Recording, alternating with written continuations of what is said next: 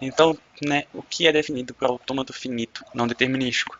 Essa é a pergunta que a gente vai tentar explorar aqui neste seminário. Bom, primeiramente vale lembrar, né, que os autômatos finitos determinísticos já foram estudados na disciplina de teoria da computação e são esses que, através de uma sequência finita de passos, chegam a um estado final. Porém, para qualquer par P de estado símbolo, existe transição somente para um único estado. Então, o autômato finito não determinístico é esse cuja restrição que a gente colocou para o AFD não se aplica. Isso quer dizer que para uma única palavra, nós temos diferentes computações. Então aqui nós temos o diagrama de estados de um AFN, cujo par P, estado 1, símbolo 0, transita para dois estados possíveis, o próprio estado 1 e também o estado 2. Então, para exemplificar, né, vamos computar a palavra 1010. Como que ocorre a computação dela? Bom, da seguinte maneira, vamos fazer aqui passo a passo. A função de transição recebe o par estado 1, símbolo 1. E isso retorna o próprio estado 1, como a gente pode ver aqui pelo diagrama de estados. Porém, quando a função de transição recebe o par estado 1, símbolo 0, cria aqui uma cisão. Né? Nós podemos ver que pode ir tanto para o estado 1, conforme o diagrama, quanto para o estado 2. E notem que, se transitar para o estado 2, a palavra não é computada por inteira, mesmo que atinja o estado final. Então vamos continuar a computação, né, na linha de cima. O estado 1 recebe o símbolo 1, a função de transição retorna o próprio estado 1. E novamente, né, temos outro ponto de cisão aqui, quando o estado 1 e o símbolo 0 são processados pela função de transição. Ele pode retornar tanto o estado 1 e o estado 2. Se retornar o estado 1, a palavra foi computada por inteiro, porém não terminou o estado final. Se retornar o estado 2 nessa computação, a palavra é computada por inteiro e a máquina atinge seu estado final. Então, algumas observações importantes, né, que a gente tem a fazer sobre este AFN. Se a palavra termina em 1, não existe computação que a consome e termine em estado final, né? Porque se a palavra for 0001, não existe transição, né? E o 1 também não transita para o estado final, caso seja 111, por exemplo. Se a palavra termina em 0, existe computação que a consome e que finda em estado final, ainda que existam outras computações que não consomem a palavra ou não findam em estado final, que é o caso que a gente viu aqui, né? Aqui temos uma computação que não consome a palavra, apesar de estar no estado final. Aqui temos uma computação que consome a palavra, mas que não chega em estado final. E aqui temos uma computação completa, né, que é aceita pelo autômato, porque chega no estado final e consome a palavra por inteira. Para uma palavra ser reconhecida por determinado autômato, né, por definição, é necessário existir pelo menos uma computação que consuma a palavra por inteiro e termine em estado final. Sendo assim, em todo ponto de indecisão, a máquina adivinha, né, entre aspas, qual escolha ela tem que tomar para chegar ao estado final e computar a palavra inteira. Neste diagrama de estados aqui, nós temos representado um AFN que tem um outro caso, né, de ponto de inflexão. Que o primeiro a gente já viu no outro, né, que é ali no caso do estado Q1, quando ele lê o símbolo 1, ele pode ir tanto para o próprio estado Q1 quanto para o estado Q2, mas estando no estado Q2, o próximo estado pode ser Q3, tanto ao ler o símbolo 0, mas também pode pular de Q2 para Q3 sem ler símbolo algum, pois existe essa transição sobre epsilon.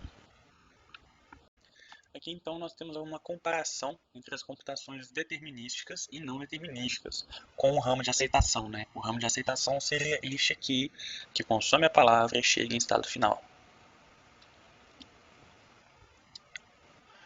Então, vamos dar outro exemplo, né? Qual é a computação de N1 sobre a cadeia de entrada 0101110? Bom, aqui nós temos, né, as diferentes computações, né? Uma árvore de computações. Do Q1 lendo 0, ele vai para Q1 novamente. De Q1 lendo 1, ele tem aqui três possibilidades de mudança de estado. Ele pode ir tanto para Q1, quanto para Q2, quanto para Q3, né? Porque ele pode mudar de estado Q2, Q3, sem ler símbolo algum. E aqui temos duas computações possíveis que são aceitas para a palavra 010110. Bom, e qual é a definição formal para um AFN? Formalmente, um AFN é uma quíntupla E, sigma, delta e F, tal que Ezão representa o conjunto finito dos estados, sigma representa o conjunto alfabeto, delta representa a função de transição dada pelo par estado-símbolo, que retorna um outro estado, o próximo estado. O I representa o subconjunto de E definido pelo conjunto de estados iniciais. E F representa o outro subconjunto de E, que é definido pelo conjunto de estados finais.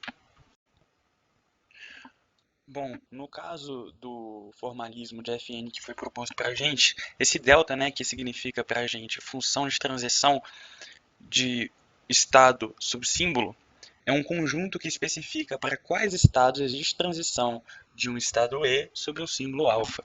Caso esse conjunto seja vazio, significa que não existe transição de determinado estado sobre determinado símbolo. Então, o diagrama de estados que a gente deu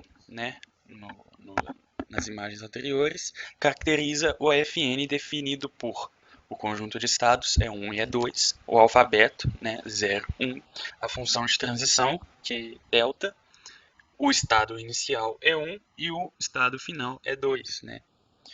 Tal que o delta, a função de transição, é dado por esta representação tabular aqui. Então, quando nós temos E1 transitando sobre E0, nós transitamos tanto para E1 quanto para E2.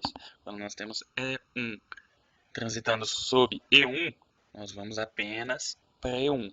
Se nós temos E2 recebendo E0, nós não transitamos para nenhum outro estado. E da mesma forma, quando recebe 1, não existe transição para nenhum outro estado, dado este par estado-símbolo. Nenhum destes dois pares estado-símbolo. Bom, uma outra observação importante para a gente tomar nota é que todo AFD é um AFN, mas é um caso especial de AFN. Que caso especial é esse? É este caso especial que, para todo par estado-símbolo, o módulo da função de transição para todos estes pares seja menor ou igual a 1. Isso quer dizer que o valor de estados, o número dos estados retornados por todas as funções de transição sejam menores ou iguais a 1. Isso quer dizer o quê? Que ele retorna ou um estado ou estado vazio. Então, dessa forma, se cada entrada da representação tabular da nossa função de transição, que é aquela tabela, esta tabela aqui, se cada entrada for unitária igual aqui ou vazio igual aqui, nós temos um AFD. Este AFN pode ser chamado de AFD. Bom, então vamos definir a função estendida aqui de um AFN. Vamos considerar um AFN M conforme o formalismo que foi estabelecido anteriormente.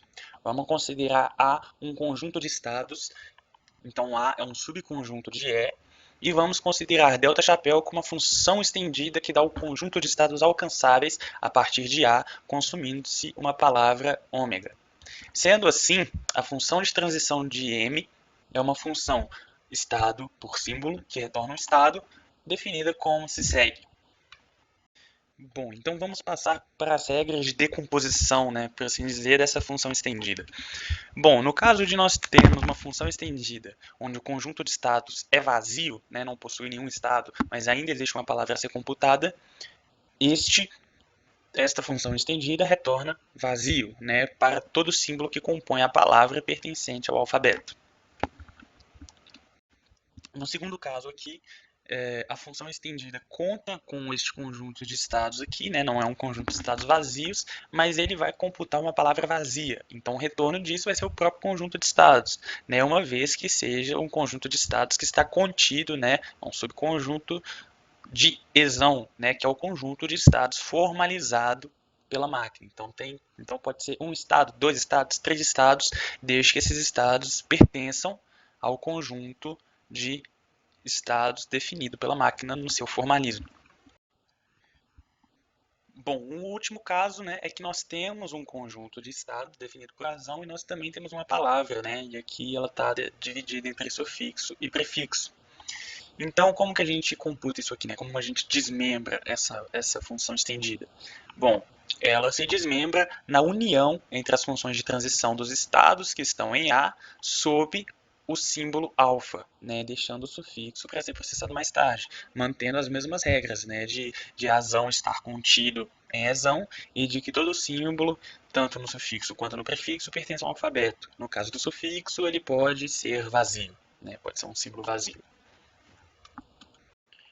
Bom, então como que a gente pode interpretar esta união aqui que foi dada para a gente? Bom, vamos considerar A como um conjunto de dois estados, né? O estado E1 e o estado E2. E vamos considerar o alfa, né? Que é o símbolo que vai ser computado como zero. Então, a função estendida, né? Delta chapéu de azão, que é E1 e 2, sobre, vamos supor que o y é 1. Vamos supor aqui que o y é 1. Se dá da seguinte maneira aqui, ó. Nós temos delta chapéu, que é a união entre a função de transição, utilizando E1, 0, união com a função de transição, que usa E2 sobre 0. E aqui o nosso sufixo 1. Então é assim que funciona esta união aqui, ó. Então aqui nós temos, né, a função estendida partindo de E1 e consumindo a palavra 1010.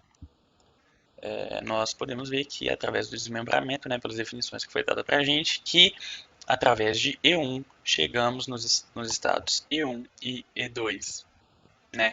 E aqui temos o exemplo da união entre as funções de transição que eu dei antes para a gente pela definição C, que pode ter ficado um pouco confusa.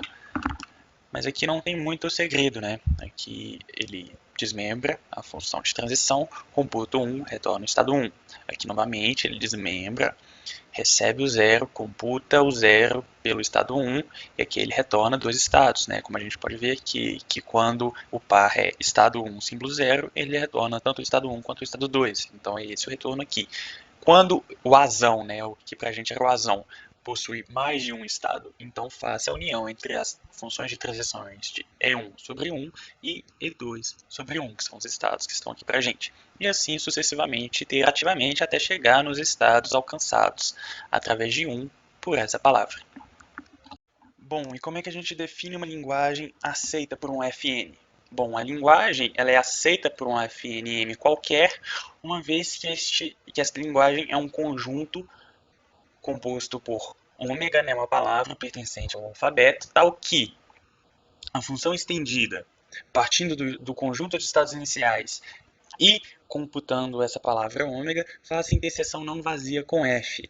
Logo, uma determinada palavra ômega pertencente ao alfabeto é dita ser aceita por M se e somente se a função estendida partindo do ponto inicial, né, do conjunto de estados iniciais e computando ômega faça interseção não vazia com o conjunto de estados finais desta máquina. Então, para ficar mais simples, né, quando a gente computa a função estendida de M a partir de um conjunto de estados iniciais, o conjunto de estados retornado, uma vez que a função estendida retorna para a gente todos os estados alcançáveis a partir daquele estado e daquela palavra, então o conjunto de estados retornado pela função estendida deve fazer interseção não vazia com o conjunto de estados finais. Então deve fazer interseção, né? Tem que ter estados finais na função estendida, né? No conjunto de estados retornado pela função estendida.